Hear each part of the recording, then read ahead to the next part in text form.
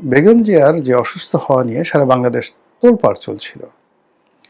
BNP নেতাদের যে আবেগ উৎকণ্ঠা এবং সেটাকে কেন্দ্র করে যত আলাপ আলোচনা, রাজনৈতিক সমালোচনা চলছিল, তা জনাব হাদির আহত হওয়ার পরে এটা রিভার্স হয়ে গেছে। এখন ওই প্রসঙ্গটি বলতে গেলে ধামাচাপা পড়ে গেছে।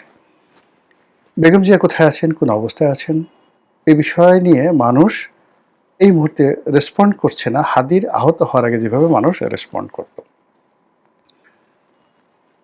অন্য একটি ঘটনা, সেটা হলো জনাব তারেক রহমান সাহেব বাংলাদেশে আসবেন 25 তারিখে। তো 25 তারিখে বাংলাদেশে আসবেন, এটা নিয়েও ঠিক বিএনপির লোকজনের যে আবেগ, উচ্ছ্বাস, উদ্দীপনা, যেভাবে তারা জনাব তারেক রহমান সাহেবকে বরণ করে নেওয়ার একটা প্রস্তুতি তারা নিচ্ছে, বা যেরকম একটা লোক সমাবেশের চেষ্টা তারা করছে, কিন্তু এটা অনেকটা সেই নির্বাচনের তফসিল ঘোষণার মতো ঘটনা ঘটে গেছে। অর্থাৎ সিইসি তফসিল ঘোষণা করেছেন, দৃঢ়তা দেখাচ্ছে নির্বাচন হবে, কিন্তু জনগণের মধ্যে সার্বজনীন যে একটা সাড়া, সেটা নেই।